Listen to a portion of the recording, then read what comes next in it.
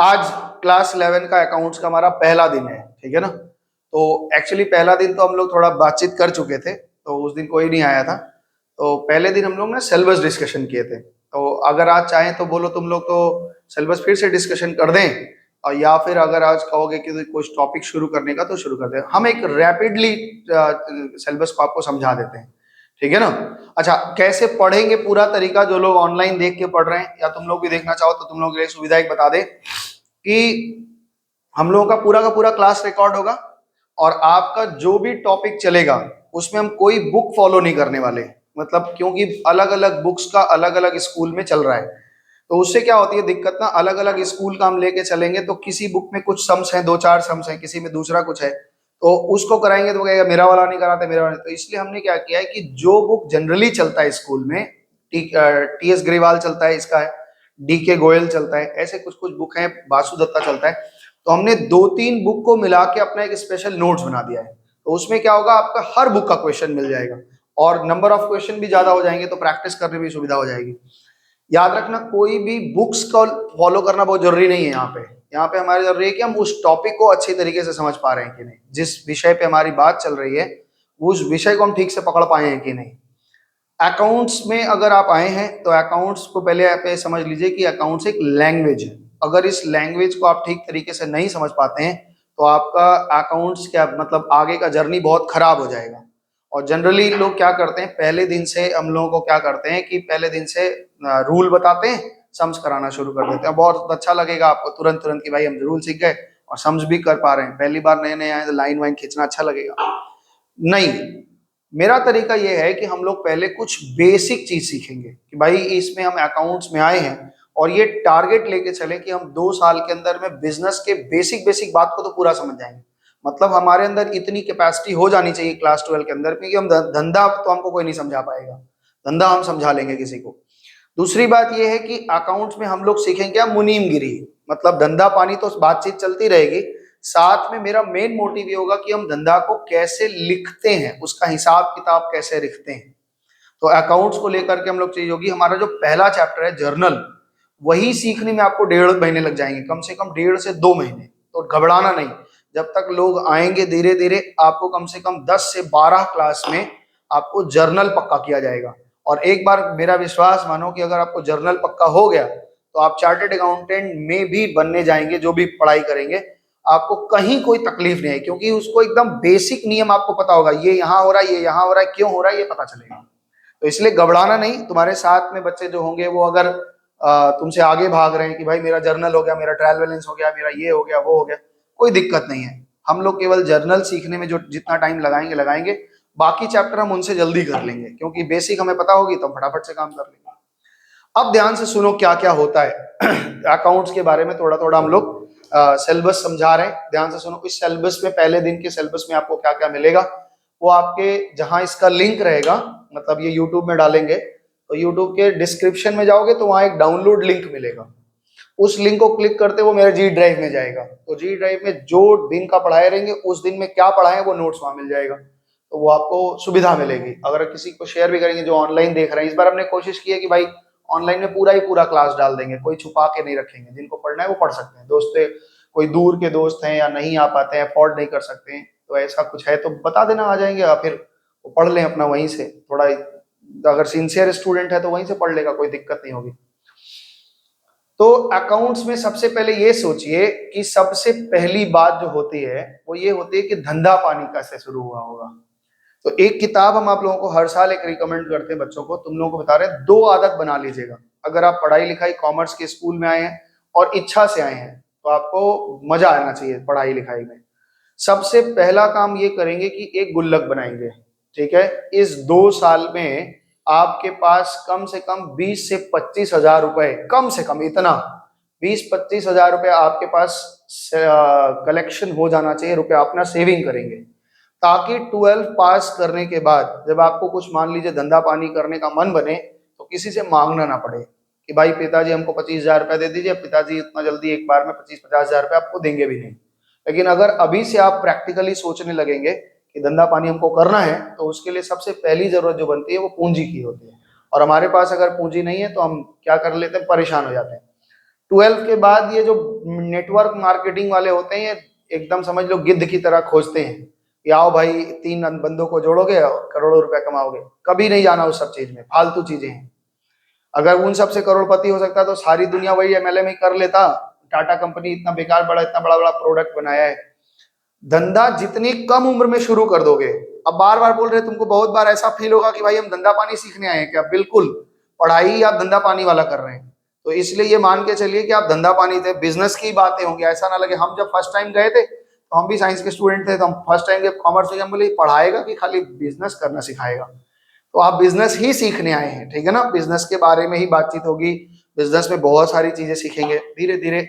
आज first day आए, आपको कुछ भी नहीं आता, लेकिन 12 पढ़ने के बाद आप देखेंगे आपके पास बहुत अच्छा नॉलेज है और आप बराबरी कर पाएंगे। जब दूसरे लोगों के साथ बैठेंगे तो पता चलेगा कि हम लोग में और उन लोग में क्या अंतर है, क्योंकि हम बहुत डिटेल में जाएंगे धीरे धीरे। और जितना क्वेश्चन कर पाओगे उतना अच्छा है। आपके मन में जो प्रश्न है वो आप पूछिए आराम से, ठीक है ना। तो धंधा कैसे शुरू होगा? पहले के लोग, पहले सिस्टम कैसे रखे होंगे? पहले के लोग बार्टर सिस्टम चलता था, मालूम है ना, कि भाई मेरे पास चावल है और तुम्हारे पास जूट है, हमको जूट की जरूरत है, तुमको चावल की जरूरत है, तो अदला बदली कर लो। तो जरूरत के हिसाब से लोग अदला बदली कर लेते थे। उसके बाद में क्या हुआ कि एक्सचेंज आया। बार्टर के बाद थोड़ा सा एक्सचेंज आया कि भाई मेरे पास 100 बिल्लियां हैं, तुम्हारे पास 2 कुत्ते हैं, तो 100 कुत्तों की और 2 कुत्तों की वैल्यू 100 बिल्ली के बराबर है, तो बदला बदली वैल्यू में देख लें कि भाई चावल को उतना खाना लोग पसंद नहीं करते, गेहूं को पसंद करते हैं, तो तुम 4 पसेरी गेहूं दोगे तो हम 2 पसेरी तुमको चावल दे देंगे। ऐसा बदला बदली होने लगा। लेकिन लोगों को समझ में आया कि भाई मेरे पास चावल है और जिससे हमें, जिनको चावल की जरूरत है उनके पास गेहूं है, लेकिन हमें गेहूं की जरूरत नहीं है। तब तो ये दिक्कत आ गया, तो धंधा पानी शुरू हुआ। और हिस्ट्री में थोड़ा थोड़ा आप लोग पढ़े होंगे कि मेसोपोटामिया में धंधा होता था, यहाँ होता था, बहुत लोग धंधा होता था। तो सबसे पहले लोगों ने पैसे वैसे का कुछ था ही नहीं, है ना। तो पैसे वैसे में क्या करते थे, आप जानते हैं, एक सफेद सफेद पत्थर आता है, इसको कौड़ी बोलते हैं, देखे भी होंगे, दिवाली वाली में पूजा में लोग रखते हैं, सफेद सफेद उभरा सा रहता है, शंख टाइप का रहता है, बीच में से दांत रहते हैं ऐसे उसके, है ना। तो वो कौड़ी होता था। कौड़ी जो फ्रेश कौड़ी होती थी उसको तो वो लोग अच्छी वैल्यू मानते थे, बहुत अच्छा पत्थर है। लेकिन जो फूटी कौड़ी होती थी तो वो बहुत कम दाम की होती थी। इसीलिए कहा जाता है कि इस चश्मे का तो मैं तो फूटी कौड़ी नहीं दूंगा, मतलब बहुत छोटा रकम है। तो कौड़ी हुआ, फिर उसके अच्छी कौड़ी हुई, फिर बहुत पैसे बने, ये सब हुआ। तो सिक्के का जब प्रचलन हो गया, सिक्का बनने लगा, तो पहले सिक्का जो आता था वो रिंग जैसा था, छेदा पैसा रिंग रहती थी, उसके अंदर उंगली भी डाल सकते थे। अभी आप देखेंगे, नेट पे सर्च करेंगे पुराने सिक्के भारत के, तो 1914 12 ये सब पुराने पुराने सिक्के, तो उसमें आपको अलग अलग, फिर 1 पैसा बना, 2 पैसा बना। तो सबसे पहले जो सिक्के का प्रचलन हुआ वो एक देश में हुआ था जिसका नाम था बेबीलोन। एक किताब भी है, उस किताब को आप खरीद लेंगे, बहुत छोटी सी किताब है। अगर हम इसलिए बोल देते क्योंकि जब हम उस किताब को पढ़े तो हमको लगा ये सब किताब स्कूल में ही पढ़ाना चाहिए, क्योंकि बच्चे अगर मनी मैनेजमेंट ठीक तरीके से नहीं सीख पा रहे हैं कि भाई मनी कैसे मैनेज किया जाए। आप लाखों करोड़ों रुपया कमा लीजिए, लेकिन अगर आपके पास में पैसे को मैनेज करने का तरीका नहीं है तो आप उसको गंवा देंगे, ठीक है ना। इसलिए पढ़ाई लिखाई के साथ साथ हमको ये सीखना है कि मनी मैनेजमेंट कैसे करना है। उसके ऊपर में ये किताब है जिसका नाम है बेबीलोन का सबसे अमीर आदमी। हिंदी में भी है, इंग्लिश में भी है, और भी भाषाओं में है।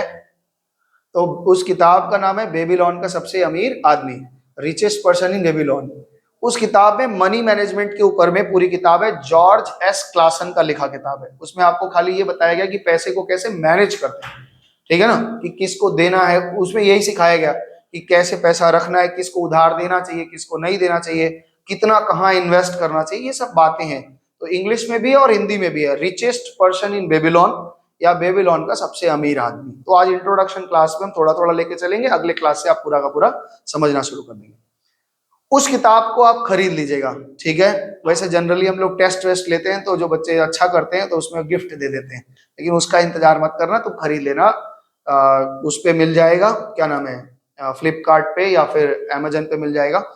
या फिर अगर आपको पैसा बचाना है, अगर आपको सुनना अच्छा लगता है तो यूट्यूब पे बहुत सारे उसके ऑडियो पड़े हुए हैं, 8-10 चैप्टर है, 8-10 दिन में सुन डालो, खत्म करो। लेकिन किताब पढ़ना एक अच्छी आदत है, आप हमेशा रखेंगे। बड़े बड़े बिजनेसमैन के बहुत बहुत रिलेटेड बुक्स हम आपको बताएंगे, ये पढ़िए, तो पढ़ते रहिए, साल भर पढ़िए, 2 साल पढ़िए। किताब पढ़ना अच्छी आदत है, इसको सुन के, अभी सुनने का मन है तो सुन सकते हैं, लेकिन किताब अभ्यास मैनुअल पढ़ा करो। उससे क्या होती है कि दिमाग में रहता है कि क्या लिखा था, फिर मेरे जरूरत की चीज हुई तो हम अंडरलाइन कर सकेंगे, उसका एक स्टिकी नोट बना के रखें, भाई ये बहुत काम की चीज लिखी, इसको लिख लगते हैं, है ना। तो ये बेबीलोन में सबसे पहले धंधा पानी शुरू हुआ, शायद वो अभी ईरान है वो देश, वो पहले उन लोगों ने वहां उस कहानी में एक अरकाद नाम का एक व्यक्ति है, ठीक है ना, वो इतना पैसा वाला है उस किताब में, और सही की कहानी जो भी लिखी है ना, बहुत पुरानी किताब है, तो जॉर्ज एस क्लासन की लिखी किताब है। तो उन्होंने लिखा कि वो अरकाद जो था वो इतना अमीर था पूरे बेबीलोन में कि वो राजा को भी उधार देता था, मतलब राजा भी उससे पैसा मांगता था तो राजा को भी वो समय समय पे उधार देता था। तो राजा को बड़ी चिंता हुई कि लोग भाई हमारे यहाँ तो हमने बहुत सबको काम दिया, इतने भवन बनवा दिए, ये बनवा दिया, सब मजदूरों को पैसा दिया, फिर वो खाली हो जाता है, पैसा खर्चा कर देते हैं।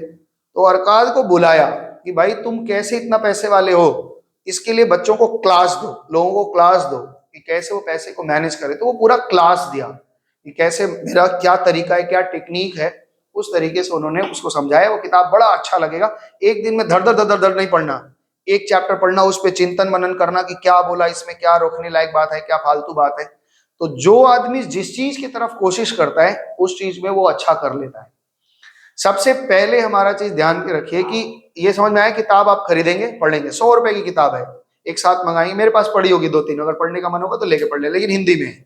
अगर आपको इंग्लिश में पढ़ने का मन है तो इंग्लिश में खरीद लीजिएगा। सबसे पहले एक चीज बताओ कि जितने भी लोग हैं, जो भी लोग हैं, हर चीज का एक सेंट्रल बॉडी होती है। आज बैसाखी का दिन है, हाँ आपको पता है ना, आज बैसाखी है तो पंजाबियों का त्योहार है। तो बैसाखी का मेला लगता है अमृतसर में, आज ही के दिन जलियांवाला बाग हो गया, आपको याद ही होगा, जलियांवाला बाग में जनरल डायर ने गोली मार दी थी सबको। तो हर चीज का एक सेंट्रल बॉडी होती है। ये क्यों बताया, पंजाब की बात क्यों आ गई, क्योंकि जितने गुरुद्वारे हैं, जितने भी गुरुद्वारे हैं, सबका सेंट्रल गुरुद्वारा किसको माना जाता है, गुरु ग्रंथ, वहां पे हरिमंदर साहिब को। हाँ क्या हुआ, अमृतसर का जो गोल्डन टेम्पल आप मानते हैं, अगर आप कोई गुरुद्वारा खोलना भी चाहते हैं तो आपको वहां से रजिस्ट्रेशन करवाना होगा, सबकी सेंट्रल बॉडी होती है। ऐसे ही हम लोगों के यहाँ भी जितने वकील हैं, जितने वकील हैं, धंधा वकील समझते हैं ना आप लोग, लॉयर है, तो उन लोगों को डिग्री कौन देता है, बार काउंसिल, बार काउंसिल देता है ना। तो बार काउंसिल उनके डिग्री देती है कि भाई अब आप प्रैक्टिस कर सकते हैं, उनका एक लाइसेंस नंबर देता है कि अब ये आप वकील बन गए हैं, आप प्रैक्टिस कर सकते हैं, एलएलबी की डिग्री जो भी होती है ना। जितने भी बैंक हैं, बैंक के सबसे ऊपर कौन है बताओ, हमारे यहाँ का, और इंडिया में बात करें, वर्ल्ड बैंक का आप मत बोल दो, इंडिया में बात करें तो आरबीआई है। यानी आरबीआई जो नियम कानून बनाता है वो सब नियम कानून क्या करना पड़ता है, इन बैंकों को मानना पड़ता है। अगर वो बंद बुला दे कि भाई सब लोग स्ट्राइक पे आ जाओ सारे बैंक, आरबीआई घोषित कर दे कि बंद करो बैंक, बंद करना पड़ जाएगा। तो जितने भी बैंक है वो किसके नियम कानून को मान के चल रहे हैं, आरबीआई को।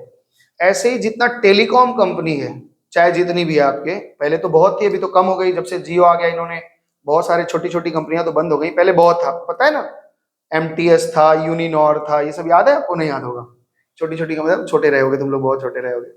यूनिनॉर था, एयरसेल था, ऐसे बहुत सारी कंपनियां थी। तो वो सब कंपनियां खत्म हो गई क्योंकि ये बड़े पूंजीपति हैं, इसमें आ गए, तो इन्होंने ऐसा 2 साल तक तो लोगों को फ्री में कनेक्शन दे दिया, यूज करो जितना कर सकते हो। तो छोटी छोटी कंपनियों को सब छोड़ दिया, अब वो सर्वाइव ही नहीं कर पा रहे थे, छूट गए। तो बड़ी बड़ी कंपनियां 2-4 रह गई हैं, जैसे एयरटेल रह गया है आपका। तो जितनी टेलीकॉम कंपनियां हैं वो, उनको भी किसी ना किसी के अंडर कंट्रोल में रहना पड़ता है। वो जो नियम बनाएंगी तो उनको कौन कंट्रोल करता है बताओ, पता है, नहीं पता है, उसको बोलते हैं ट्राई, TRAI, हाँ, तो ट्राई उसका नाम है। ऐसे ही जितने भी इंश्योरेंस कंपनियां हैं सबको सेंट्रल बॉडी वो कौन कंट्रोल करता है, उसका नाम है IRDA। क्या बताए, IRDA। तो ये सब सेंट्रल बॉडी है। तो भाई मेरे भी प्रश्न में आएगा कि हम अकाउंट्स को लेके चल रहे हैं, क्या हमारा भी कोई सेंट्रल बॉडी है जिसके नियम कानून को हम मान के चलेंगे? तो आपको पता है कौन है, बताओ, सेंट्रल बॉडी है?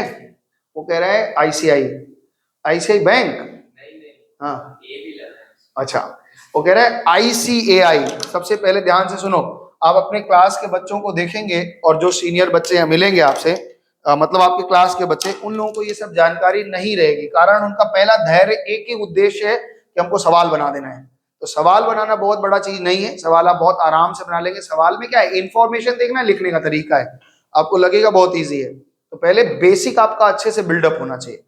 तो आपने, इन्होंने कहा है कि ICAI, सीए वाले जो है ना, चार्टेड अकाउंटेंट वाले, तो institute of chartered accountant of India, ये आपके जितने मुनीमगिरी है उसका कानून यही बनाएंगे, ठीक है ना।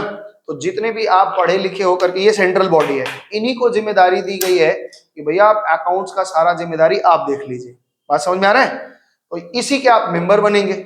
आप पढ़ेंगे, जब पढ़ाई लिखाई करेंगे, ये परीक्षा करवाती है, तो परीक्षा करवा करके क्या करना पड़ता है, ये परीक्षा में आप पास करेंगे, इनकी परीक्षाएं होती हैं, परीक्षा पास करेंगे, आपको एक डिग्री लगा देंगे। सारी डिग्रियां बाद में लगती हैं, केवल एक डिग्री या 2 डिग्री है जो नाम के पहले लगती है, और ये उसमें एक डिग्री आता है, जैसे मान लो ये भविष्य में चार्टेड बनेंगे तो अपने नाम के आगे रिद्धि अग्रवाल लिखेंगे, सीए रिद्धि अग्रवाल, ये लिखेंगे सीए राहुल, और आप लिखेंगे सीए मुन्ना। नहीं, वो लोग बाद में लगाते हैं, कहाँ लगाते हैं, मोहनदास BA LLB पीछे आएंगे। डॉक्टर लोग भी, डॉक्टर की डिग्री आगे लगती है, सीए की डिग्री आगे लगती है ना, सीए CS की डिग्री आगे लगाते हैं जो भी। तो CA institute of chartered accountant of India, इनका नाम है इकाई, हम लोग ऐसे बोलचाल भाषा में इकाई बोल देते हैं, लेकिन इसका पूरा नाम क्या है, institute of chartered accountant of India. ये कुछ नियम कानून बनाते हैं, है ना, और नियम कानून बनाने के बाद में, अच्छा पूरा थ्योरी हम शुरू में नहीं पढ़ाएंगे, क्योंकि अभी हम थ्योरी अगर घुसे, आपको अंदर की चीज कुछ पता ही नहीं है तो थ्योरी भी समझ में नहीं आएगा। तो थोड़ी थोड़ी थ्योरी, जितनी जरूरत की उतना पढ़ाएंगे, फिर प्रैक्टिकल शुरू करेंगे, और फिर जब आपको प्रैक्टिकल थोड़ा आ जाएगा तो फिर थ्योरी पढ़ाएंगे। तो ये लॉजिक हमारा पढ़ाने का। अगर हम पहले ही पूरा थ्योरी पढ़ाने लग जाए, अंदर की बातें बताना चलेंगे, भाई कैश बुक में ऐसा होता है, वो वहां होता है, तुम जानते ही नहीं कैश बुक क्या होता है, तो समझ ही नहीं आएगा। इसलिए ये 11 का पढ़ाना थोड़ा सा अटपटा तरीका है। पहले आपको थोड़ी थ्योरी पढ़ाई जाएगी जिससे आपको जानकारी बन जाए, फिर प्रैक्टिकल बताएंगे, तो प्रैक्टिकल की चीज अंदर आप समझ जाएंगे, फिर जब थ्योरी को पढ़ाएंगे तो आप चीजों को रिलेट कर पाएंगे कि हाँ ये समझ में आ गया। तो इसमें कुछ अभी बेसिक बेसिक बात बता रहे हैं कि ये सीए इंस्टीट्यूट वाले हैं, इन्होंने कुछ नियम कानून बनाए हैं। तो नियम कानून जब बनाए हैं तो उस नियम कानून को कहते हैं अकाउंटिंग स्टैंडर्ड। क्या बोलते हैं? Accounting standard. अब आपका क्लास शुरू हो गया है, अब ध्यान से सुनिएगा। अकाउंटिंग स्टैंडर्ड हमने वो नहीं बताया सिलेबस, इसलिए क्योंकि जैसे जैसे आता जाएगा बताएंगे, टाइम पास नहीं करेंगे। अकाउंटिंग स्टैंडर्ड बनाए यानी नियम बनाए, ठीक है ना, उसको हम लोग शॉर्ट फॉर्म में क्या बोलेंगे, एएस। अब कभी भी अगर हम एएस बोलेंगे तो आप समझ जाइएगा कि एएस में, आप एएस का मतलब अकाउंटिंग स्टैंडर्ड। अकाउंटिंग स्टैंडर्ड मतलब सेट ऑफ रूल्स। कौन बना रहा है? इकाई बना रहा है। ये दिमाग में, अकाउंट्स लिखने का दिमाग में सबसे पहले किसके आया था पता है? तो उसको हम लोग बोलते हैं फादर ऑफ अकाउंटेंसी। एक व्यक्ति हुआ जिसका नाम था लूका पैसियोली। क्या नाम था? अंग्रेज है तो नाम भी बड़ा अटपटा है उसका, लूका पैसियोली। कभी कभी ऑब्जेक्टिव में पूछते हैं, क्लास टेस्ट वगैरह में मैम लोग पूछेगी कि फादर ऑफ अकाउंटेंसी कौन है, तो आप लिखना लूका पैसियोली, LUCAPACIOLI। तो लूका पैसियोली, ये इसको हम लोग फादर ऑफ अकाउंटेंसी है। यही एक व्यक्ति हुआ जिसके दिमाग में आया कि भाई अब इतने लोगों से लेन देन हो रही है, हम लिख ही नहीं पा रहे हैं, कितना दिमाग में रखें हम। दिमाग में तो एक सीमा है ना।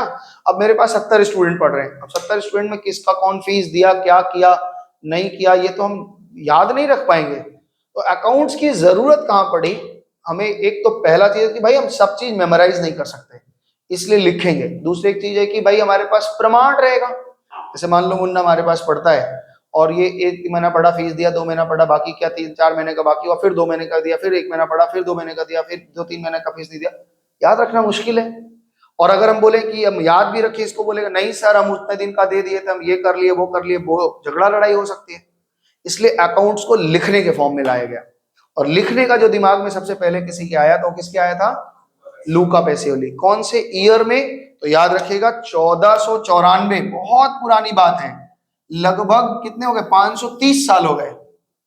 530 साल हो, 94 से 2024 में आ गए हम लोग, तो 530 साल हो गया ना। तो 530 सालों में वो नियम वैसा का वैसा थोड़े ना होगा। जैसा नियम बना होगा लूका पैसियोली के टाइम में, क्या बिल्कुल वैसा ही नियम होगा? नहीं, क्योंकि जरूरतें बढ़ी, तकलीफें आई, तो लोगों ने ठीक ठाक किया। तो पहले तो अकाउंटिंग स्टैंडर्ड था ही नहीं, अकाउंटिंग स्टैंडर्ड तो बहुत बाद में बना, है ना। तो अकाउंटिंग स्टैंडर्ड नहीं था तो लोग बहुत बेईमानी कर जाते थे। तो इसके बाद में धीरे धीरे बना।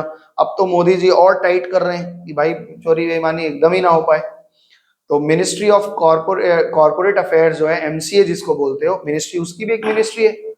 तो सीए वाले लोग जनरली अकाउंटिंग स्टैंडर्ड अपने मन का नहीं बना लेते, ये ड्राफ्ट करते हैं, उसके बाद बनाते हैं, फिर वो पास होता है, फिर कॉर्पोरेट अफेयर्स के जो मिनिस्टर हैं वो देखते हैं, उनकी टीम देखती है। बहुत प्रोसीजर है, ये हम लोग आगे पढ़ेंगे कैसे क्या बनता है, सीए स्टैंडर्ड कैसे बनता है। तो सबसे पहले क्वेश्चन आता है कि अकाउंटिंग स्टैंडर्ड कितने हैं, है ना। अकाउंटिंग स्टैंडर्ड कितने हैं, तो पता है आपको अकाउंटिंग स्टैंडर्ड कितना होता है? एकदम भी नहीं पता है। तो अकाउंटिंग स्टैंडर्ड कुल 32 बने हैं टोटल, बनने को कितने बने? 32, 1 से लेके 32 तक, ध्यान से रखिए, 1 से लेकर के 32 तक बने हैं, 1 से लेके 32 तक। तो नंबर कैसे है इसका? AS1, AS2, AS3, AS4 ऐसे बनाए। लेकिन दुख की बात यह है कि 30 नंबर, 31 नंबर और 32 नंबर बनने के तुरंत बाद हटा दिए गए, क्योंकि उसकी जो बातें थी उन लोगों को लगा कि जरूरत नहीं, हटाओ, कोई बहुत सारे कारण हो सकते हैं। तो अब कितने बचे? 29। 1 से लेके 29 तक बचा। 1 से लेके 29 तक में भी 6 को क्या किया गया? कहीं मर्ज किया कर दिया गया और 8 को हटा दिया गया, तो 2 और खत्म हो गए। 6 वाली बातें उन्होंने किसी और अकाउंटिंग स्टैंडर्ड में डाल के खत्म कर दी और 8 को हटा ही दिया। तो अब कितने बच गए? नंबर में हमारे पास 27 है, लेकिन अगर हम उसको संख्या में देखेंगे तो कितने हैं? 27 हैं, लेकिन नंबर में आपको 29 भी दिखेगा, क्योंकि बीच का 2 हटाया ना। कितना है? 1 से लेके 32 तक था अकाउंटिंग स्टैंडर्ड, 30, 31, 32, 3 तो पहले ही घट गए, 29 तक बचे थे। 29 में भी 6 नंबर 8 नंबर आपको दिखने को नहीं मिलेगा, खत्म हो गया है। और टोटल अकाउंटिंग स्टैंडर्ड 27 है, और नंबर में आप नंबर नाम से देखोगे तो AS29 दिखेगा। तो ध्यान रखना, AS जो है, AS1 से लेके AS29 तक तो है, और उसमें बीच में 6 और 8 गायब है। तो ये आपको एक बेसिक नॉलेज दी कि हम कभी कभी जब पढ़ाते समय बताएंगे कि भाई AS का ये, AS में ये नियम लिखा है, AS में नियम लिखा है, तो आप जब 12 में आएंगे तो आपको अकाउंटिंग स्टैंडर्ड भी हम आपको दिखाएंगे कि अकाउंटिंग स्टैंडर्ड कैसा होता है। ये समझ लो अकाउंटेंट के लिए या अकाउंट्स वालों के लिए ये क्या है बताओ? गीता है। ये भाई गीता, इसमें जो बात लिख दी गई है उसी नियम कानून को आपको मान के चलना पड़ेगा। ये तो बात समझ में आ गई। यानी हम जब अकाउंट्स बनाएंगे तो अपने दिमाग में रख करके हम ये बनाएंगे कि हमारा AS को हमें फॉलो करना है। एक बात तो ये हो गई, इनको हमको फॉलो करना ही पड़ेगा, ठीक है। इसके बाद में कुछ बातें AS में नहीं लिखी गई, तो AS में नहीं लिखी गई तो उसको भाई हर चीज AS में थोड़ी ना लिखा जाएगा। बेसिक जिस चीज को लेकर के बहुत झगड़े लड़ाई है, बहुत नियम कानून है, उसके लिए AS बन गया, लेकिन नॉर्मल बात के लिए AS नहीं बनाया गया। तो कुछ कुछ नॉर्मल बातें भी हैं उसमें, उसको हम लोग एक चैप्टर में पढ़ेंगे, इसका नाम है फ्रेमवर्क ऑफ अकाउंटेंसी। क्या नाम है? फ्रेमवर्क। फ्रेमवर्क मतलब ये जनरल नियम, फ्रेमवर्क ऑफ अकाउंटिंग, ये भी पढ़ेंगे हम लोग, धीरे धीरे पढ़ेंगे। तो फ्रेमवर्क ऑफ अकाउंटिंग में कुछ कॉन्सेप्ट और प्रिंसिपल पढ़ाए जाएंगे। क्या पढ़ाया जाएगा? कॉन्सेप्ट्स और प्रिंसिपल। अगर ये सब कॉन्सेप्ट और प्रिंसिपल आपके दिमाग में ठीक तरीके से रहेंगे तो ही आप अकाउंट्स को अच्छे तरीके से समझेंगे और बनाएंगे, ठीक है ना। तो पहले पहले हम लोग कॉन्सेप्ट और प्रिंसिपल में आज एक बेसिक कॉन्सेप्ट पढ़ने जा रहे हैं, उसको समझेंगे। तो अभी तक हम लोग क्या क्या पढ़े? हम लोगों ने ये किया कि अकाउंट्स का सेंट्रल बॉडी कौन है? ICI है, इन्हीं की सारी जिम्मेदारी है। जब हम चार्टर्ड अकाउंटेंट बनेंगे तो यही हमको लाइसेंस देंगे और हम प्रैक्टिस कर पाएंगे। अगर हम प्रैक्टिस नहीं करना चाहते तो हमको लाइसेंस भी इन्हीं को सरेंडर कर देना पड़ेगा, भैया हम नहीं करना चाहते, हम पढ़ाना चाहते हैं, तो पढ़ाए नहीं आराम, कोई दिक्कत नहीं है। अकाउंटिंग स्टैंडर्ड कितने हैं? 1 से लेके 32 तक, जिसमें से 30, 31, 32 नहीं है, 6 और 8 नहीं है, खत्म। तो बचे 27। तो अगर आपसे कोई पूछे कि कितने अकाउंटिंग स्टैंडर्ड हैं तो आप कहना 27 हैं, ठीक है। अब क्या क्या 27 में है, क्या क्या है, वो सब हम धीरे धीरे क्लास में घुसेंगे तो पढ़ते चले जाएंगे। 32 पढ़ेंगे, चार्टर्ड अकाउंटेंट होते होते आप पूरा पढ़ेंगे, तब तक तो IND-AS आ जाएगा, इंटरनेशनल लेवल का आ जाएगा, है ना। तो वो सब हम लोग भी धीरे धीरे जैसे जैसे आप पढ़ते जाएंगे, तो एकदम अभी क ख ग आप सीख रहे हैं, अकाउंट्स की क ख ग सीख रहे हैं, और कुछ नहीं है। 11 12 में आप बेसिक अकाउंट सीखेंगे जो आगे के लिए आपको तैयार करेगा। तो एक क्वेश्चन ये बनता है कि सर प्रिंसिपल और कॉन्सेप्ट में तो कुछ बातें फ्रेमवर्क में हम पढ़ेंगे, तो इसमें एक कॉन्सेप्ट आता है गोइंग, अरे क्या कॉन्सेप्ट आएगा बताओ? Separate entity concept. सबसे पहले हम लोग पढ़ेंगे, एक कॉन्सेप्ट पढ़ रहे हैं जिसका नाम है, ये इसमें तो कुछ तो लिखना पकड़ना नहीं है, ध्यान से सुनो। अब पहला कॉन्सेप्ट, प्रिंसिपल और कॉन्सेप्ट एक चैप्टर आएगा जिसमें हम पढ़ेंगे, लेकिन उसमें सारा प्रिंसिपल अभी आपको नहीं पढ़ाया जाए, जितने से आपका काम हो जाएगा उतना पढ़ाएंगे, और जितना जरूरत लगेगा फिर जब थ्योरी पढ़ाएंगे तो पूरा पढ़ाएंगे फिर, क्योंकि अभी आप पूरा समझ भी नहीं पाएंगे। सबसे पहला चीज बताया सेपरेट एंटिटी कॉन्सेप्ट। सेपरेट, बहुत सारे बुक में ना ये एंटिटी कॉन्सेप्ट भी लिखा होगा, हमने यहाँ पे लिखा है सेपरेट एंटिटी कॉन्सेप्ट। ठीक है, इसको बढ़िया से समझो। सेपरेट एंटिटी कॉन्सेप्ट का मतलब होता है कि बिजनेस और बिजनेसमैन दोनों अलग अलग हैं। कभी भी देखो ध्यान से एक चीज समझना, हमारा जो एंटिटी कॉन्सेप्ट है ना, इसको थोड़ा एक मिनट रोकना, तो ठंडी लग रही है यार हमको। तो अभी हम लोग पढ़े कि सेपरेट एंटिटी कॉन्सेप्ट क्या है। सेपरेट एंटिटी कॉन्सेप्ट में हम लोगों का दो कॉन्सेप्ट मिलता है, एक तो बिजनेस पॉइंट ऑफ व्यू से सोचेंगे और हम अकाउंट्स के पॉइंट ऑफ व्यू से सोचेंगे। जब हम बिजनेस के पॉइंट ऑफ व्यू से सोचते हैं तो बिजनेस ही बिजनेसमैन है और बिजनेसमैन ही बिजनेस है। रिद्धि किस चीज का दुकान है तुम्हारा? जूता का। इनका जूता का दुकान है। हम लोग कुछ भी ऐसे कल्पना करते रहेंगे, आप ऐसे सोचते रहिए, वो तो पिताजी का है, आपका क्या है? तो बोलो कोई धंधा अपने दिमाग में सोचो कि भाई ये हमारा धंधा है। मान लो इनका जूते का दुकान है, अगर इनके दुकान से हम जूता ले आए और नीचे से उसका जूते का पीछे से नीचे से छेद है, हम शिकायत करने जाएंगे तो रिद्धि शू हाउस में शिकायत करेंगे या रिद्धि से करेंगे? बताओ। शू हाउस से। दुकान को जाके बोलेंगे ए दुकान तुम्हारा जूता फटा है, सुनेगा मेरा? तो पॉइंट ऑफ व्यू को ध्यान से समझो। धंधा पे जब हम बात करते हैं तो धंधे में हम क्या करते हैं, धंधा ही बिजनेस ही बिजनेसमैन है, और बिजनेस और बिजनेसमैन अलग नहीं है, एक ही है। हम जाके शिकायत करेंगे रिद्धि से कि रिद्धि ये देखो फटा निकल गया है, इसको बदल दो। अब वो झगड़ा लड़ाई होगा तो रिद्धि से होगा, ना कि दुकान से होगा। रिद्धि शू हाउस जो है उससे थोड़े ना झगड़ा होगा, तो झगड़ा किससे होगा? रिद्धि से होगा। लेकिन अगर लेना देना कुछ बाकी है तो पॉइंट ऑफ व्यू जो हमारा होगा अकाउंटिंग पॉइंट ऑफ व्यू से, बिजनेस और बिजनेसमैन अलग होता है। मान लो बिजनेस है, हम एक बिजनेस को भी एक आदमी मान के चलो कुछ देर के लिए, और हम जितना अकाउंट्स लिखने वाले हैं किसका लिखने वाले हैं?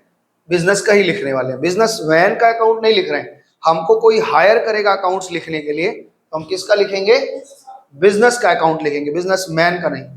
मान लो कि रिद्धि ने एक दुकान खोला और ये दुकान का नाम है रिद्धि शू हाउस, और हमको अकाउंटेंट बोला कि सर रिद्धि शू हाउस को आपको अकाउंट्स लिखना है। ठीक है, इसका मालिक कौन है?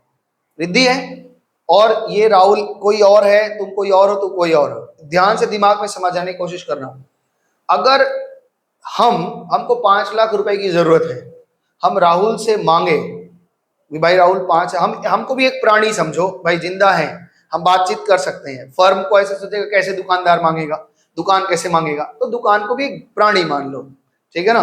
हमको 5 लाख रुपए की जरूरत है और राहुल से हमने कहा कि राहुल 5 लाख रुपए, बैंक है राहुल मान लो, या राहुल नाम का कोई व्यक्ति ही है, हम राहुल से कहे राहुल 5 लाख रुपए दे दो, राहुल को विश्वास है, बोला ठीक है ले लीजिए। तो इन्होंने रिद्धि शू हाउस को क्या किया? एक उधारी दी।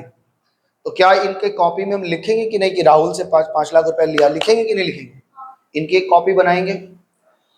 अब फिर हमको 5 लाख की जरूरत पड़ी, हमने रिद्धि से कहा मालकिन है, हमने कहा मालकिन 5 लाख रुपए आप ही दीजिए, तो ये देंगी। तो क्या इसको हम इसके नाम का भी कोई कॉपी बनाएंगे या नहीं बनाएंगे? नहीं बनाएंगे, बताइए। बनाएंगे। अकाउंट में हमेशा से हम सेपरेट रहेंगे। तू हम दोनों हैं अलग अलग। एक तो गाना भी है ऐसे ही, कौन सा गाना है सुने हैं? बचपन में नहीं सुना है, तब आप लोग पैदा भी नहीं होंगे। पिक्चर का नाम था मैं खिलाड़ी तू अनाड़ी। लिखेंगे, जरूर लिखेंगे।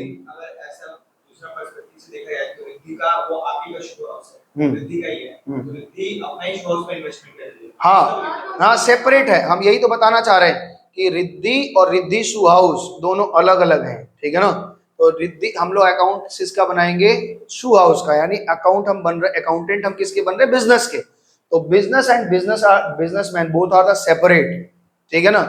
बस अंतर ये होगा कि जब हम किसी और से लेंगे तो हम राहुल का कॉपी बनाएंगे, लेकिन जब हम मालकिन से लेंगे तो उसके नाम का अकाउंट नहीं बनाएंगे। उसके लिए एक अकाउंट बनाते हैं, इसका नाम लिखते हैं कैपिटल। ठीक है? यानी राहुल से पैसा लेंगे तो एक कॉपी है जिसमें राहुल का नाम लिखा हुआ है, लेकिन रिद्धि जब मेरी मालकिन है और रिद्धि से हम पैसा लेंगे तो हम जो कॉपी बनाएंगे उसके ऊपर कैपिटल लिखेंगे कि भाई ये रिद्धि मालकिन हमको दे रही है। बात समझ में आ रहा है बात कि नहीं? हाँ, कॉपी तो बनेगा। कॉपी तो हम एक चींटी से भी बातचीत करेंगे उसकी भी कॉपी बनाएंगे। अकाउंटेंट अकाउंट्स जो बना रहा है यानी बिजनेस, वो किसी को नहीं पहचानता है, वो एक सेपरेट है, एकदम अलग है, एकदम अलग अलग। बताया ना फिल्मों में एक गाना भी आया था, हम दोनों हैं अलग अलग, हम दोनों हैं जुदा जुदा, तो हम लोग दोनों लोग जुदा जुदा हैं। कभी भी ये घालमेल मत करना कि सर हम तो मालकिन है, हम ही पैसा डालें तो हम क्यों लिखेंगे। हम जैसे मान लो मेरे पॉकेट में यहाँ पे 50 रुपए है और हमने डाले यहाँ 50 रुपए, इसकी कोई एंट्री नहीं करनी पड़ती। हम अपना पैसा उठा के अपने ही पॉकेट में रखिए, इसकी कोई एंट्री है नहीं है। लेकिन बिजनेस में आप इन्वेस्ट कर रहे हैं तो आप अपनी जहां कॉपी बना रहे होंगे घर पे, उसमें भी लिखेंगे कि हमने इस बिजनेस में 10 लाख रुपया डाला, और बिजनेस भी आपको कहेगा कि हाँ हमको 10 लाख रुपया मिला, तो वो रखेगा। क्यों क्यों लिखेगा? क्योंकि भाई कल के बिजनेस खत्म होगा तो बिजनेस की जिम्मेदारी है उतना पैसा उसको लौटाना।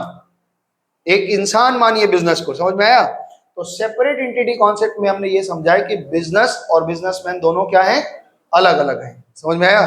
बिजनेस और बिजनेसमैन दोनों अलग अलग हैं, ये कभी भी एक नहीं समझना। हम लोग अकाउंट्स किसका बनाएंगे?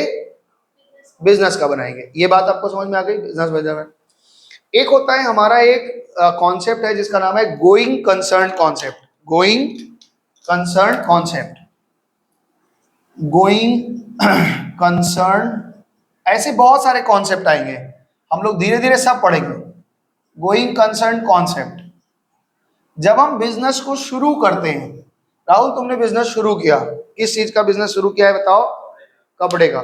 जब शुरू किया था तो दिमाग में ये लाया था कि कितने साल तक चलाएंगे बिजनेस? नहीं। तो हमारे पास ये कॉन्सेप्ट होता है कि जब भी हम बिजनेस खोलेंगे तो हम ये समझ के चलेंगे कि ये जिंदगी में कभी बंद नहीं होगा, यानी एक बिजनेस की लाइफ एंडलेस होती है। दादाजी का बनाया बिजनेस 3 जनरेशन बाद भी खाते रहते हैं। अभी आप किसी बड़ा बाजार की तरफ या किसी बड़े बड़े दुकानों पे जाएंगे तो लिखा रहेगा 300 साल पुरानी दुकान, तो ज्यादा हो गया 125 साल पुरानी, इतना तो आप देखते हैं। तिवारी बाबा का दुकान देख लीजिए, मिठाई की दुकान पे क्या लिखा है? 129 साल पुरानी दुकान। 129 साल का लड़का है जो बैठा है दुकान में।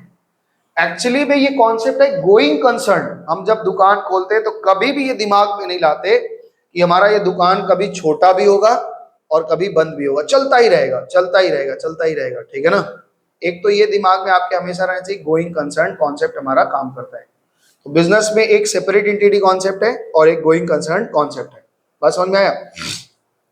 अब एक चीज और बताते हैं कि गोइंग कंसर्न कॉन्सेप्ट हो गया तुम्हारा। हम अकाउंट जब बनाएंगे तो भैया हम कितने दिन का अकाउंट बनाएं? लाइफ ही नहीं है इसकी। तो लाइफ नहीं है तो इसका फिनेंशियल स्टेटमेंट जब हम बनाएंगे, हमारा लाइफ तो बहुत सारा बड़ा है, ये तो खत्म ही नहीं हो रहा है लाइफ हमारा। हम इसको क्या करते हैं, पीरियोडिक कॉन्सेप्ट में लेके आते हैं। पीरियोडिक कॉन्सेप्ट में होता है हम अकाउंट जो बनाते हैं, जितने दिन का बनाते हैं इतने दिन का प्रॉफिट निकालेंगे, इससे आगे बढ़ेंगे, यात्रा करेंगे, फिर इतने दिन का अकाउंट बनाएंगे। तो एक एक साल का हम अकाउंट बना बना के चलते हैं, इसको पीरियोडिक कॉन्सेप्ट बोलते हैं। हम पीरियड में आ जाएंगे, अकाउंटिंग पीरियड कॉन्सेप्ट। तो भले अकाउंट्स तो हमारा तो बिजनेस का लाइफ तो एंडलेस है, लेकिन हम अकाउंट जब बनाएंगे तो एक एक साल का बनाते हैं। एक एक साल का अकाउंट बना करके प्रॉफिट लॉस मालकिन को बता देते हैं, इनके पूंजी में कैपिटल जोड़ देते हैं, फिर हम आगे चल जाते हैं, फिर हम धंधा करते हैं, फिर ऐसे चलता रहता है।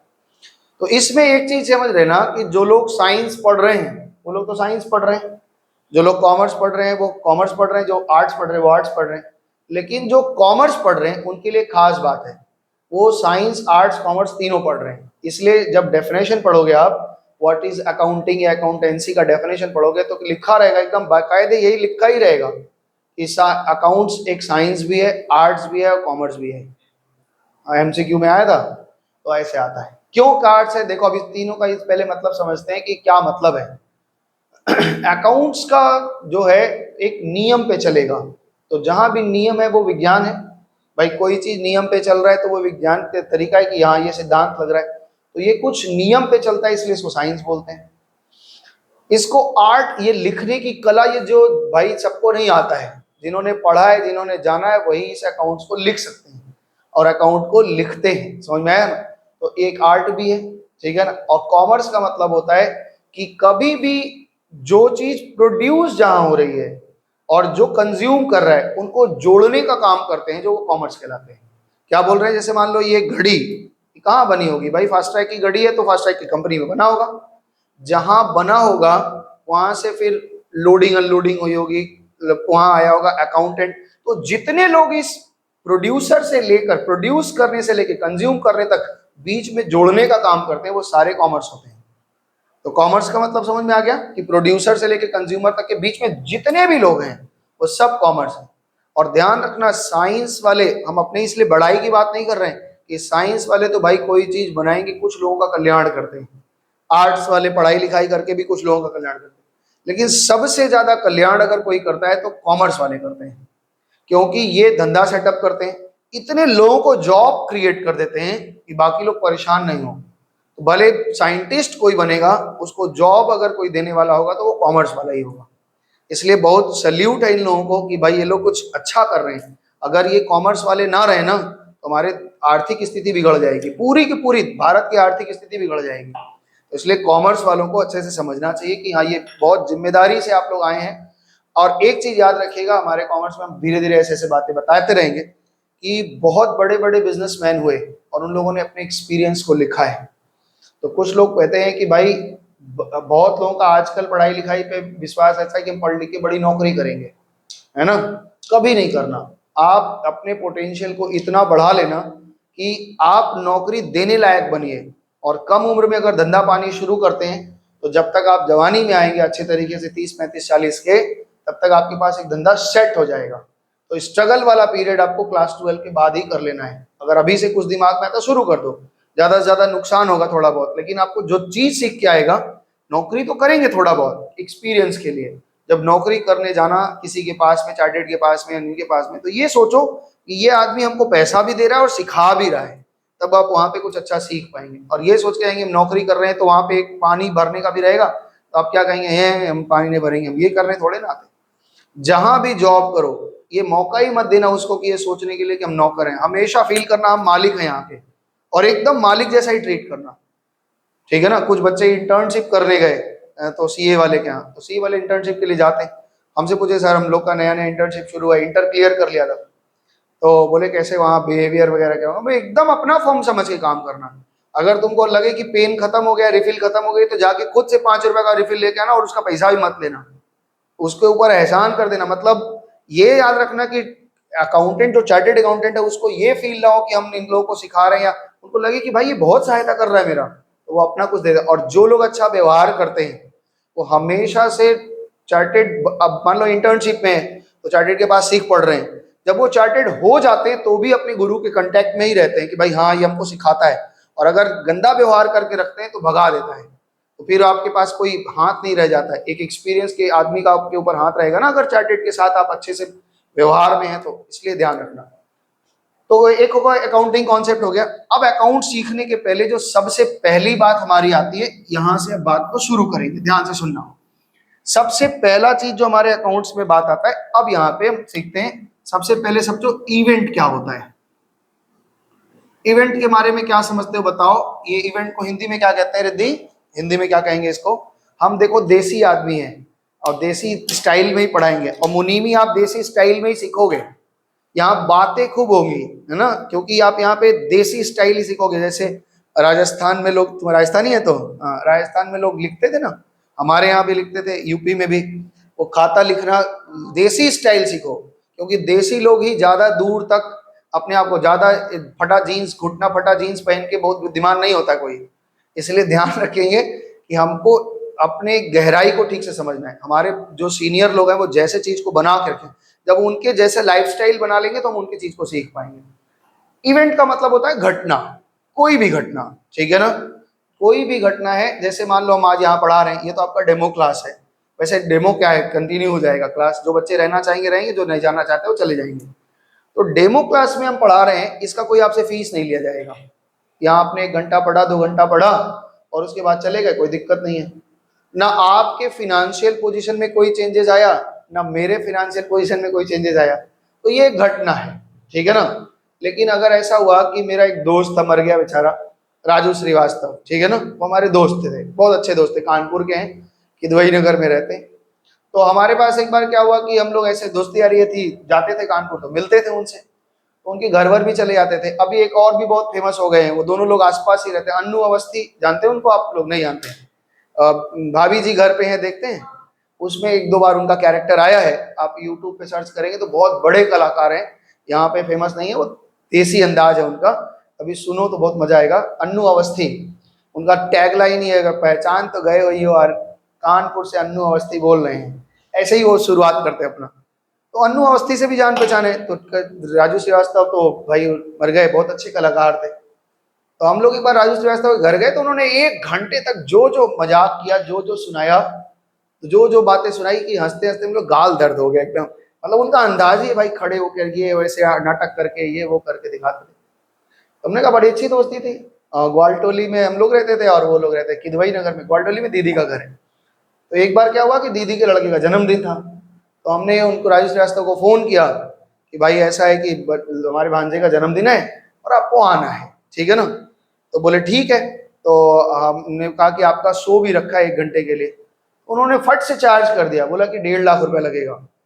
1.5 लाख रुपए लगेगा, दोस्त होने के बावजूद उन्होंने कहा 1.5 लाख रुपए लगेगा। हमने कहा भाई तू तो दोस्त है। बोला नहीं, धंधे से दोस्ती यारी नहीं होता। तो हमने कहा उस दिन 1 घंटा सुनाए थे वहां पे हंसी में, तो यहाँ भी सुना देना। बोला नहीं, वो सब दोस्ती यारी अलग चीज है, लेकिन धंधे में हम दोस्ती यारी नहीं करते। और ये ध्यान रखना, धंधे से जो दोस्ती यारी करेगा वो डूबेगा पक्का। वसूल के पक्के बनना कि भाई हमारा धंधा है। हमने कहा ठीक है चलो भाई, तब तो ठीक है, कोई बात नहीं है, हम प्रोग्राम नहीं करेंगे, आप प्रोग्राम में तो आओ। तो उन्होंने आया और आने के बाद में नाश्ता वास्ता किया, खाना वाना खाए। उसके बाद हमने स्टेज पे उनको चढ़ा दिया कि अब चलो थोड़ा थोड़ा सुनाओ। उन्होंने 1 घंटे प्रोग्राम किया और लास्ट में दूसरे दिन उनका मैनेजर जो था, तो वो मैनेजर बिल भेज दिया कि 1.5 लाख रुपए आपको भेज रहे हैं। तो इवेंट और ट्रांजेक्शन, ये तो मजाक की बात है, हमने झूठ बोला है सारा, इतना कुछ था नहीं। हम लोग ऐसे ही ऐसे पूरे क्लास में एग्जाम्पल लेते रहेंगे, तो हमने ये तो मजाक की बात कही है। लेकिन याद रखना कि जो चीज में पैसा इन्वॉल्व हो जाए या जिस चीज में हमारी फिनेंशियल पोजीशन चेंज हो, हमारा औकात बदल जाए, मेरा या तो फिनेंशियल पोजीशन बढ़े या घटे, वो इवेंट तो नहीं है। इवेंट के साथ साथ एक और चीज है, उसको कहते हैं ट्रांजैक्शन। इवेंट का मतलब है कोई भी घटना हो जाए, हमने जोक मारा, आपने हंस दिया, ये इवेंट है। लेकिन हर जोक पे 5 रुपए लगा दिया, अब सोच सोच के हंसना, तो ठीक है हंस दियो 5 रुपए देना, तो उसके क्या हो जाएगा, ट्रांजैक्शन हो जाएगा। तो सारे ट्रांजैक्शन इवेंट है, लेकिन सारे इवेंट ट्रांजैक्शन नहीं है। जिस इवेंट में फिनेंशियल आ जाए, बात आ जाए, उसको हम लोग ट्रांजैक्शन को, उसको ट्रांजैक्शन कहेंगे। और जिसमें फिनेंशियल कोई बात नहीं आती, मतलब ऐसे ही घटना आई गई है ना, हमने मुन्ना से कहा कि मुन्ना हमको अकाउंटेंट की जरूरत है, तुम अकाउंटेंट बनोगे क्या? बोला हाँ ठीक है सर हम बन जाएंगे। तो हमने इनको अकाउंटेंट रख लिया। बताओ ये इवेंट है कि ट्रांजैक्शन है? इवेंट है। क्यों इवेंट है? अभी तक तो कोई पैसे लेने देना नहीं, इन्होंने 1 महीने काम किया, ध्यान से सुनिएगा, इन्होंने 1 महीने काम किया, अब इनकी सैलरी हो गई है, हमने सैलरी दिया। बताओ ये इवेंट है कि ट्रांजैक्शन है? ट्रांजैक्शन। ठीक है। अब जैसे मान लो कि समझ लो मेरा दवाई का दुकान है ना, तो कुछ नई कंपनियां जब दवाई लेके आती है तो सैंपल दे जाते हैं कि भैया ये फ्री में बांटिएगा। तो उन्होंने हमको, या एक शैम्पू आई नई नई, और उन्होंने हमारे यहाँ पे 2000 पीस शैम्पू का सैचेट, जो छोटी छोटी होती है, वो 50 पैसे 1 रुपए वाली उन्होंने दे दिया, कह रहा कि लोगों को फ्री में बांटिए। अच्छा उन्होंने दिया तो हमारे दुकान में स्टॉक बढ़ गया कि नहीं बढ़ गया? तो हमारे लिए इवेंट है कि ट्रांजैक्शन है बताइए? क्यों? मेरा स्टॉक तो आया हमारे यहाँ, फिनेंशियली पोजीशन तो हमारा बढ़ा है, तो ये क्यों नहीं ट्रांजैक्शन है, इवेंट क्यों है? अरे भाई हम फ्री में बांट रहे हैं, मेरे यहाँ पे 4 मार्कर है, हमने खरीदा होगा या तब तो यहाँ सीधा सीधा ये जवाब देना चाहिए कि ये मेरे लिए ट्रांजैक्शन नहीं है, क्योंकि इससे मेरा फिनेंशियल पोजीशन कोई चेंज नहीं हो रहा है। जो कंपनी ने हमको दिया है और बांटने को कहा है, ठीक है ना, कंपनी ने हमको दिया है और बांटने को कहा है, हम बांट रहे हैं सीधा सीधा, हमारे खाली हम एक सेवा कर रहे हैं। ये ट्रांजैक्शन किसके लिए है? कंपनी के लिए। कंपनी इसको एडवर्टीजमेंट की तरह से देख रही है, उन्होंने कुछ स्टॉक बनाया है, उस पर खर्चा किया, तो उनका प्रचार है, तो उनके लिए ट्रांजैक्शन है, लेकिन हमारे लिए ट्रांजैक्शन नहीं है। बात समझ में आ गया? इवेंट और ट्रांजैक्शन में अंतर समझ में आ गया? अब ये सोचिए थोड़ा सा कि ट्रांजैक्शन कितने तरह का होगा, थोड़ा बात कर लेते हैं। ये हो गया ट्रांजैक्शन। तो इवेंट और ट्रांजैक्शन में आपका डिफरेंस पूछेगा, जब हम नोट्स देंगे ना तो सारी चीजें देंगे, उसमें कोई घबराने वाली बात नहीं है। आपको जो भी नोट्स मिलेगा भी, यहाँ जो पढ़ा रहे हैं वो धीरे धीरे नोट्स में देंगे, आपको मिलता रहेगा। ट्रांजैक्शन 2 तरह का होता है, एक होता है पर्सनल और एक होता है बिजनेस, ठीक है। एक पर्सनल ट्रांजैक्शन, एक बिजनेस ट्रांजैक्शन।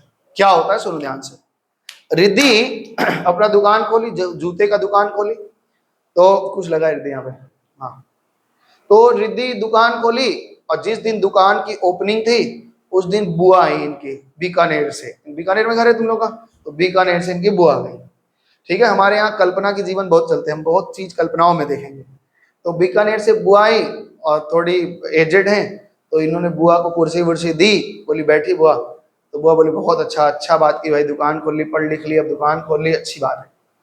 तो इन्होंने बुआ का पैर छुआ, तो बुआ ने इनको 500 रुपए दिए। अब ये बताइए कि ये इवेंट है कि ट्रांजैक्शन है? ट्रांजैक्शन है। किसके लिए ट्रांजैक्शन है?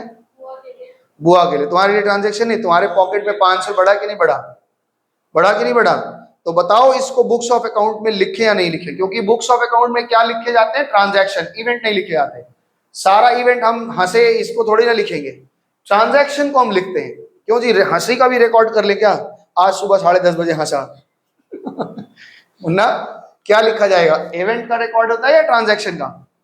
ट्रांजैक्शन का।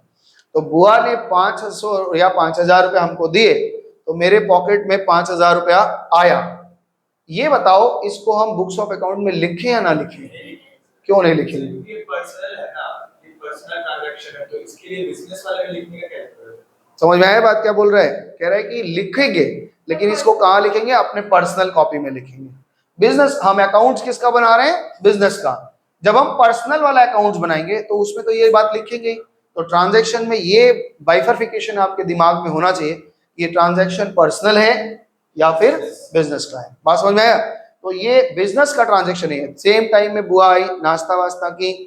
अब बताओ बुआ जब उठ के खड़ी हुई तो इन्होंने, बुआ के कमर में अचानक से मोच आ गया।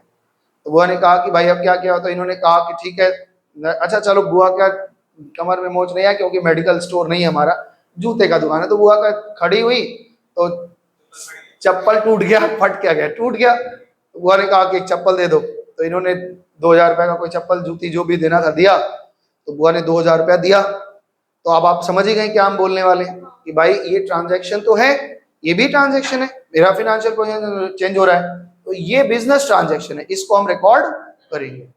तो अभी हमारा कॉन्सेप्ट ये चल रहा है, इवेंट क्या होता है, ट्रांजैक्शन क्या होता है, रिकॉर्डिंग में हम कौन सा, जब हम बुक्स ऑफ अकाउंट बना रहे हैं बिजनेस का, तो हम रिकॉर्ड करेंगे कौन कौन सा चीज? बिजनेस के अकाउंट्स को रिकॉर्ड करेंगे। और अगर पर्सनल ट्रांजैक्शन है तो बिजनेस वाले में रिकॉर्ड नहीं करेंगे, और बिजनेस वाला चीज है तो पर्सनल वाले में रिकॉर्ड नहीं करेंगे।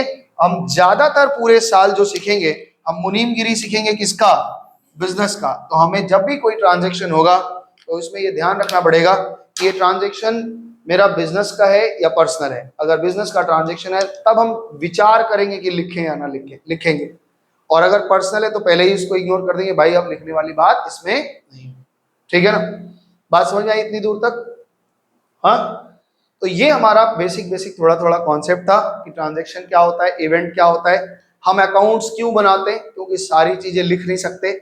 और अगर हम कोई चीज लिख रखें, जैसे मुन्ना का फीस बताया ना, कभी कभी देता है, कभी कभी नहीं देता है, फिर बीच में 2 महीने का दे देता है, फिर बाकी करता है, तो उसको हम लिखे रहे तो ये एक प्रमाण की तरह भी काम करेगा। हम कॉपी खोल के दिखा देंगे कि भाई देखो अब तुम इतना इतना दिए हो, तो उसको मानना पड़ेगा। तो हमारा बुक्स ऑफ अकाउंट जो है वो एक प्रमाण की तरह भी काम करता है, यानी एविडेंस की तरह भी काम कर रहा है। अगर हम लिखे हैं और मुन्ना नहीं लिखा है तो हम जो लिख के दिखाएंगे वो मुन्ना को मानना पड़ेगा, या मुन्ना भी लिखा है और हम भी लिखे तो दोनों को क्या करना, मिला के देख लेंगे, एरर कहीं होगा तो पकड़ में आ जाएगा।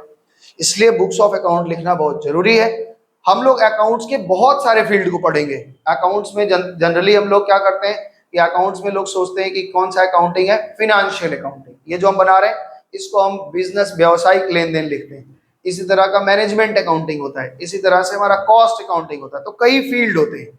अब की बार सीए फाउंडेशन में क्वेश्चन आया था, देखा था तो पेपर में, सीए फाउंडेशन में आया था कि कौन कौन से अदर फील्ड हैं। लास्ट क्वेश्चन यही था, एकदम लास्ट क्वेश्चन, कि कौन कौन से और अदर फील्ड्स होते हैं। तो बच्चों को समझ में नहीं आएगा, कॉस्ट अकाउंटिंग होती है, मैनेजमेंट अकाउंटिंग होती है, वो सब चीज हम लोग वहां पढ़ेंगे थ्योरी में।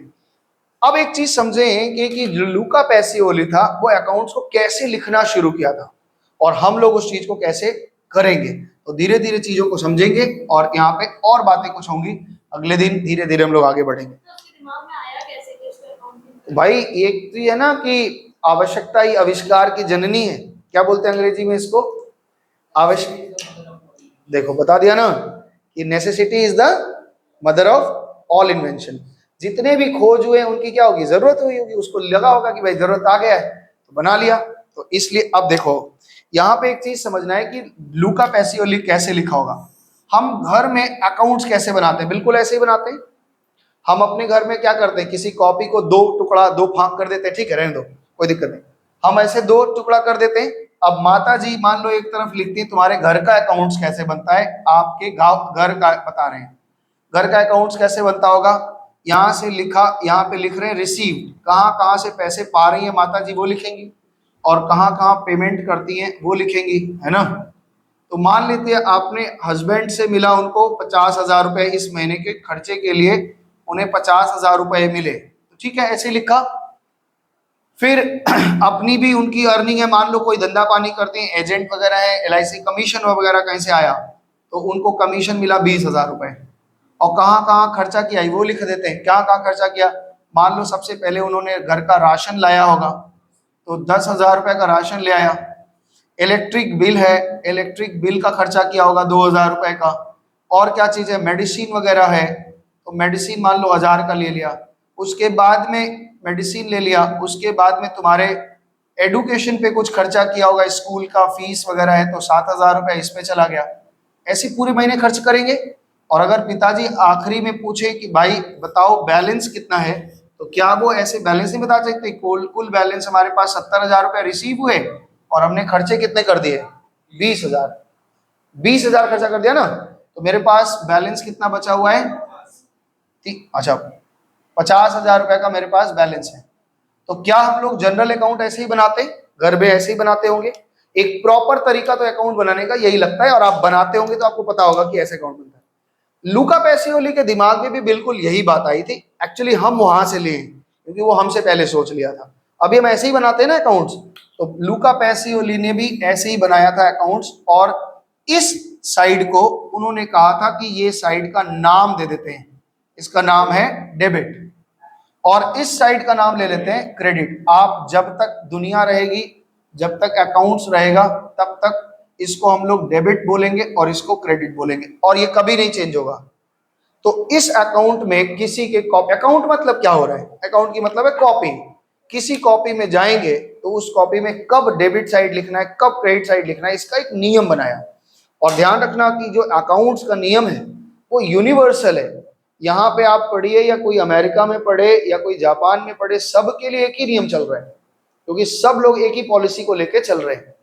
इसलिए ये इनका एक यूनिफॉर्म लैंग्वेज है।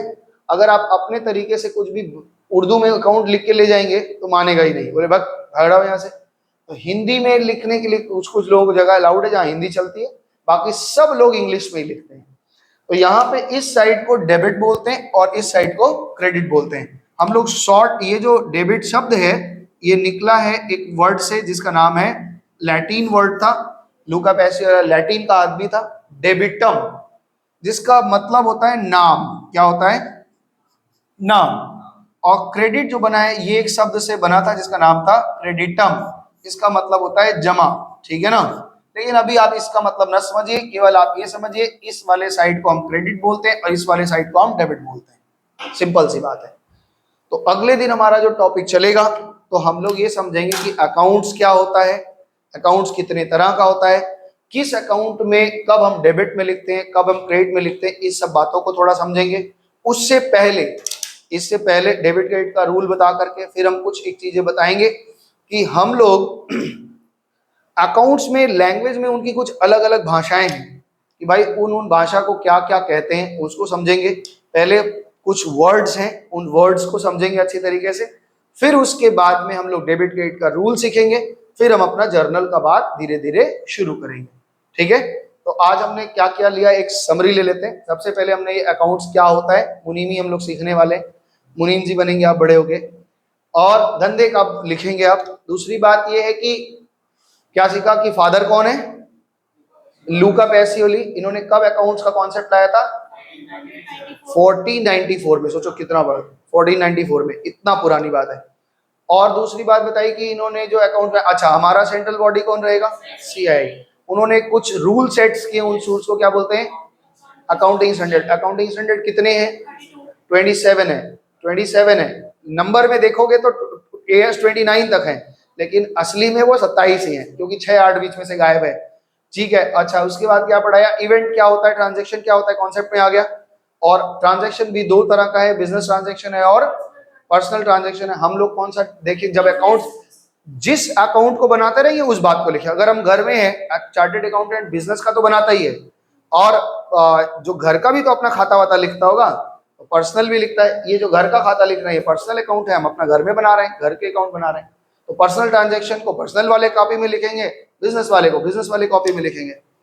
अब ये भी समझा कि अकाउंट्स में, किसी भी बुक्स में, अकाउंट्स में हमारा दो साइड होते हैं, ये बहुत मेजर साइड है। इसको हम डेबिट बोलते हैं, इसको हम क्रेडिट बोलते हैं। डेबिट जो शब्द है वो डेबिटम से बना है। डेबिटम लैटिन का शब्द है। पता है आपको, इंग्लिश के बारे में थोड़ी एक बात, आप कंफ्यूजन होगा आप लोगों को, इंग्लिश बहुत अच्छा लैंग्वेज है, लेकिन एक्चुअली में इंग्लिश के पहले लैटिन भाषा थी, और लैटिन बहुत अच्छी भाषा थी उन लोगों की, इंग्लिशों की, वो ओरिजिनल भाषा थी। तो जो आप पढ़ते हैं जूलियन सीजर वगैरह, है ना, जूलियन सीजर, मैकबेथ, क्या क्या पढ़े ना, तो उन सब में क्या होता है, इंग्लिश वर्ड यूज है, वो ओल्ड इंग्लिश है, वो ओरिजिनल इंग्लिश है।